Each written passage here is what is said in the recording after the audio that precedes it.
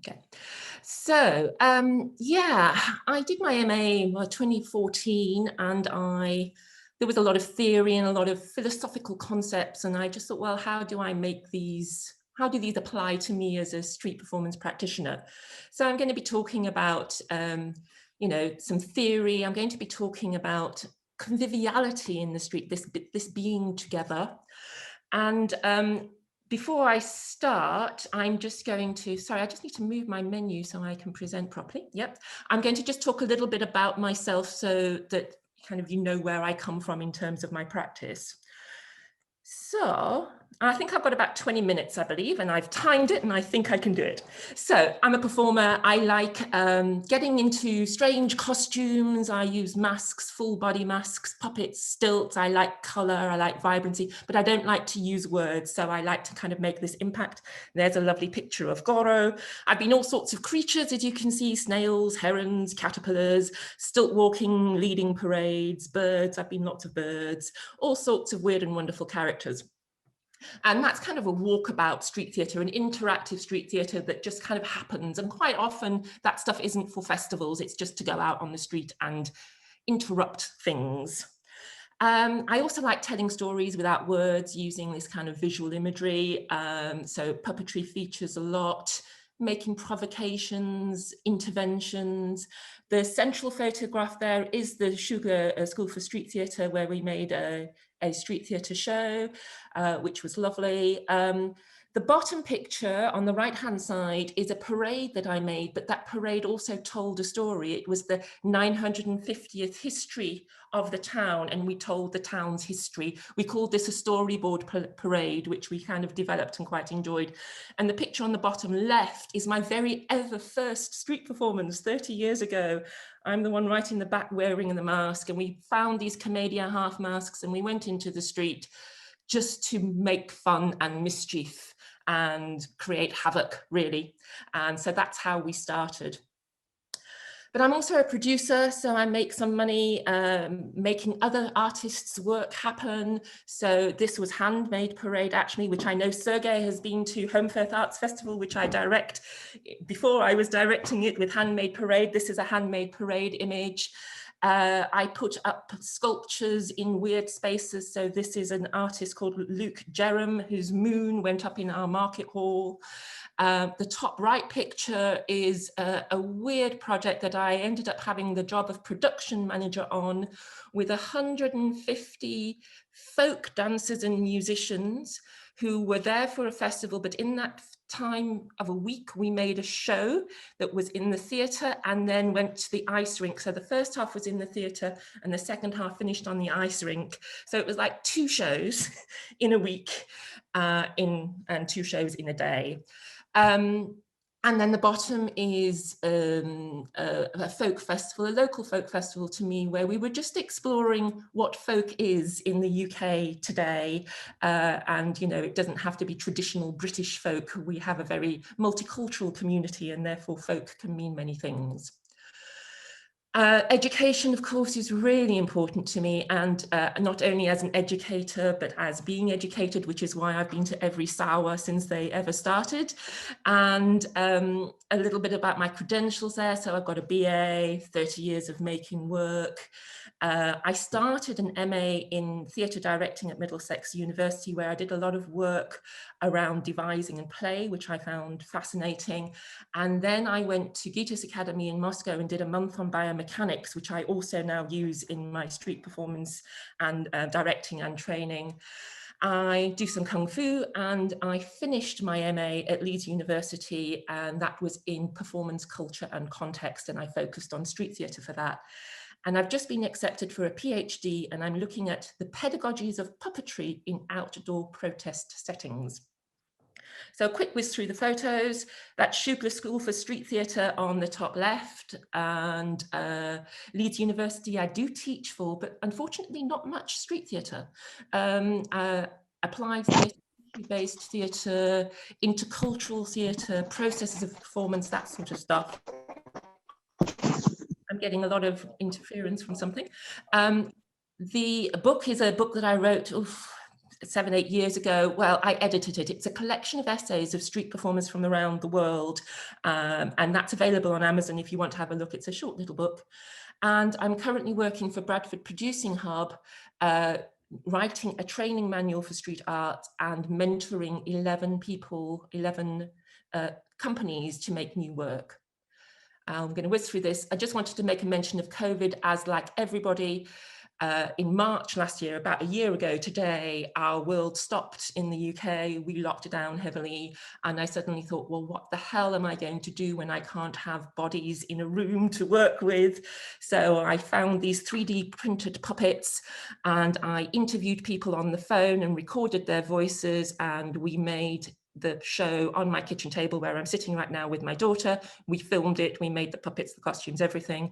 And Home Firth Arts Festival, which I direct, I've mentioned, I'd gone to contract with all of those artists. Well, verbally, I hadn't actually signed the contract, but I felt that I didn't want to be another person ringing up those artists and saying, I'm sorry, your work is gone.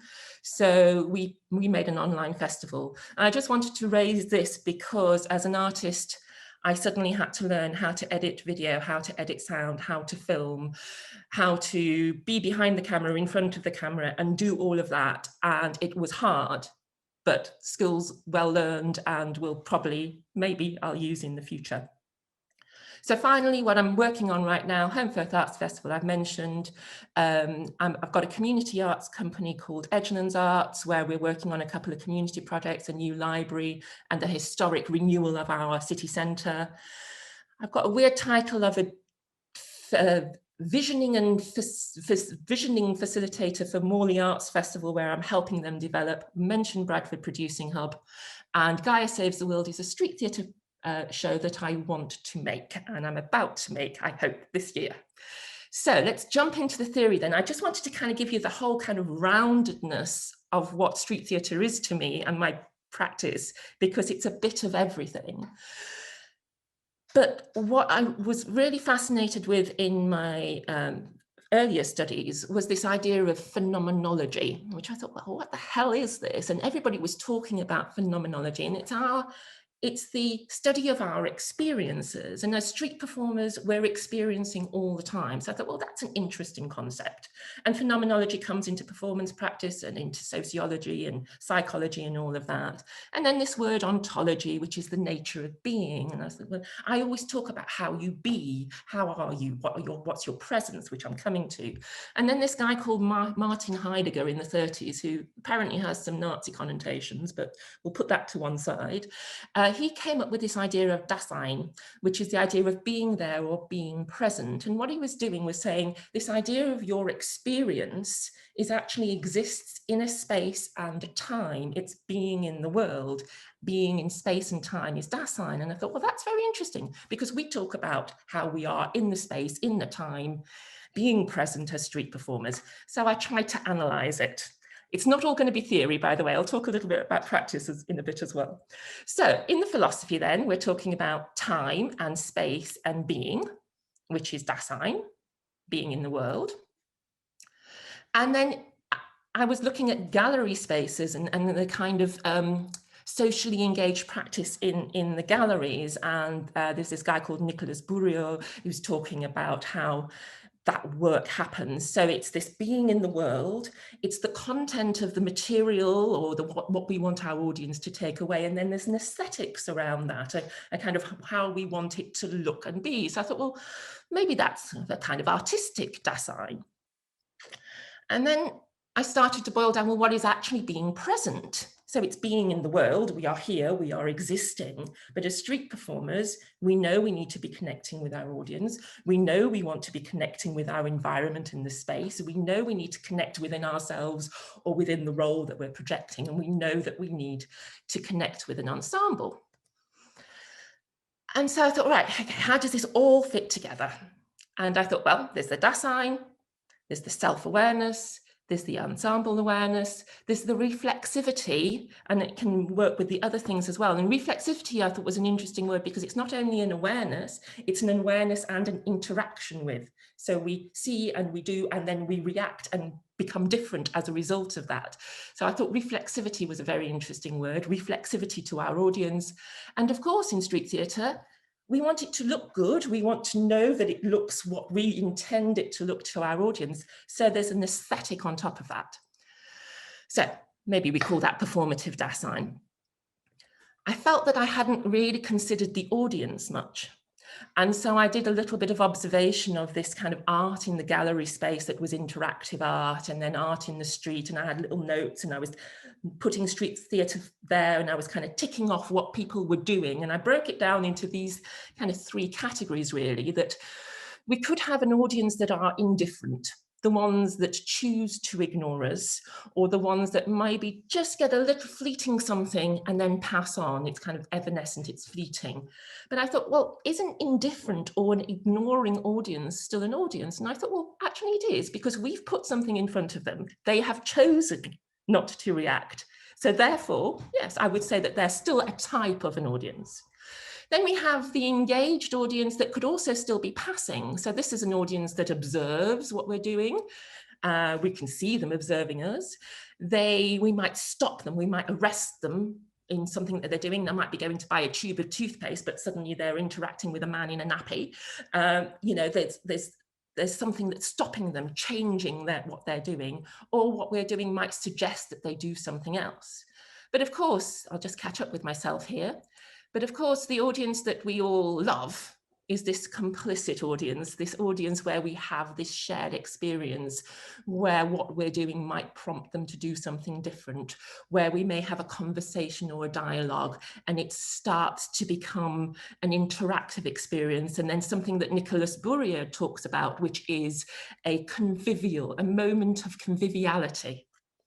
So I thought, okay, so if we use this word convivial, what are the aesthetics of a convivial performance? So I delved a little deeper into the theory. We've dealt with Dasein and his everydayness and being in the world. And then this is back to old Bourrier again, who was the artist gallery curator, who's talking about these sorts of things are interventions into people's everyday life, like an interstice, something that sticks into something that something else is doing and interrupts the everydayness, interrupts the contemporary social actions of what people are doing. And then there's a guy called De Certo, who's a bit of a semiologist, who was talking about memory. And I thought, well, this is interesting because we sometimes talk about street performances creating those memories for people. And he explained memory as being the dating of an experience. So if it's a phenomenology, and a phenomenology is an experience, what a memory simply does is puts a date on it so you can go back to kind of revisit that experience. But then it got even more interesting because then he talked about memories of spaces. And he said, well, what memories of space do is make places. And then I thought, wow, now that's actually why we're all booked to do what we do. We often are booked to go into towns so that a town can go, yes, you remember Ljubljana, it has this fantastic festival and the streets are always filled with performers, or where they allow buskers to perform because it helps people create memories of spaces, making of places so that people come back, those destinations become destinations and people will come back and visit and come and spend their money there. So there's kind of a commercial aspect to that, but it sometimes pays our wages. So therefore, I felt that this shared experience, these moments of conviviality, this making of places, these memories and all of that, and what we're doing actually is street art is constructing moments of conviviality. So that's more or less the theory. So yes, these audiences' perceptions of that, and the Dasein gives us the aesthetics of a convivial performance. But I know, Beth, yeah. Just to remind you, we have 4 minutes left. Perfect, because I just wanted to end with some of the teaching tools in my toolbox, which kind of fits onto this, because I'm not just a theorist, I like to practice. So these are some of the things that I do when I direct and teach. I first of all work on physical dexterity, and some of this might not be in this order, I do it throughout. Softening, stretching the body, making it malleable, supple, contact improvisation work, not only with individuals, humans, but contact improvisation with objects in the space so that you can become supple and malleable with that. Using breath to instigate movement is at the heart of a lot of what I do, and kind of really chimes with what Olo was talking about last night, Olu, about the kind of Butoh stuff. And of course, biomechanics, which I'll come to in a minute. playfulness and clowning. I always use the game of, let's play a game of hide and seek, and we decrease the count down so that you've got to hide within 3 seconds.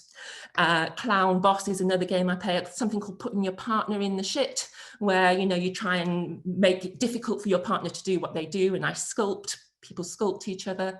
Character and role based on my mask work, which is using masks to build up and deepen the physicality, yet again using the breath and from the ground up, looking at archetypes that come from Commedia half mask.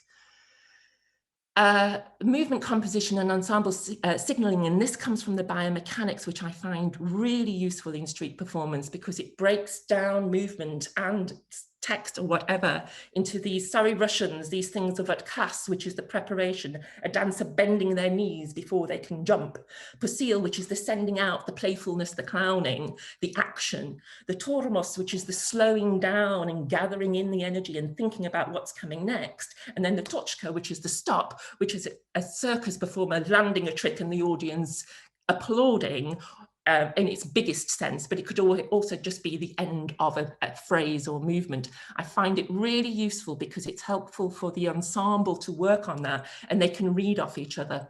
Performing objects, of course, newspaper as puppets, using household objects, handheld puppets, giants, multi-person operated puppets, always help with the visual work. Defining and maintaining space, which we all, understand a lot, spatial awareness games, playing with focus, drawing with focus. Where is the focus now? We don't have lights. We don't have the audience all looking at us. Who are we meant to be looking at when somebody shouts at the other side of the street? Spatial configurations for street theatre. How do we want to keep that space and maintain it? And the respecting of personal space of our audience and perhaps also our performers and fellows. I'm nearly there. Focusing the attention. This is like when I built a piece or when we've devised something. This is what I call putting it on the mixing desk, where I go, okay, so where are the moments of focus? What are the sub-events? What's the main event? What's the most important bit of this piece that is kind of the climax that we need to hit? That is the biggest moment. And once we get there, how do we then get the denouement and bring it back down so that we can end the show? And of course, bringing us right back to being present, that ensemble awareness, that spatial awareness, that playing for and being with an audience. So concluding, street performance, I concluded, creates moments of aesthetic conviviality. It enables people to see their place afresh. It redefines those spaces as places for cultural and social gathering, which I think is really important for us now, post-COVID. That's our job. And then this being present and reflexive allows the audience to become part of the material of the show. So it's creating those unique moments. And even though quite often they can't be repeated, those are the things that keep us all performing in the street and not on the stage. So there's some further reading if you all fancy it. And that's where you can contact me.